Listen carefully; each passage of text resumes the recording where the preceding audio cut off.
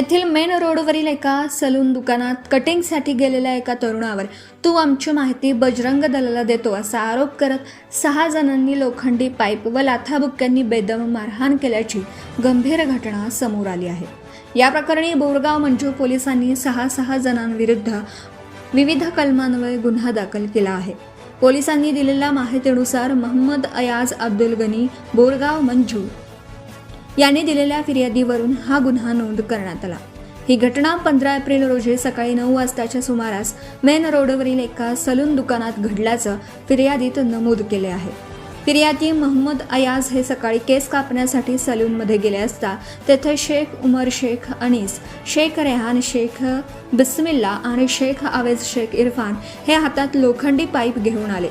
त्यांच्यासोबत शेख अनीस, शेख मेहबूब, शेख सिद्दीक शेख अनीस आणि शेख अफाज शेख रहीम हेही उपस्थित होते असं फिर्यादीत म्हटलं आहे।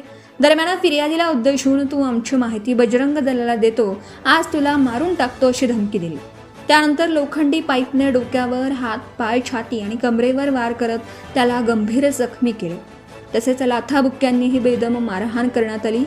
या हल्ल्यात जखमी झालेल्या फिर्यादीवर शासकीय रुग्णालय अकोला येथे उपचार करण्यात आले। तेथे घेतलेल्या जबाबावरून बोरगाव मंजू पोलीस ठाण्यात 6 जणांना शेख अनीस शेख मेहबूब, शेख उमर शेख अनीस शेख रहान शेख बिस्मिल्ला ठीक आहाज शेख इरफान शेख सुद्रीक शेख अनीस यांच्या विरुद्ध विविध कलमान्वये गुन्हा दाखल करण्यात आला आहे। पुढील तपास ठाणेदार अनिल गोपाळ, पोलीस उपनिरीक्षक रवींद्र धुळे यांच्यासह पोलीस करीत आहेत। सत्यशोधक न्यूज चॅनलसाठी Kishan Gavai, Pailpala. Subscribe now and press the bell icon. Never miss an update.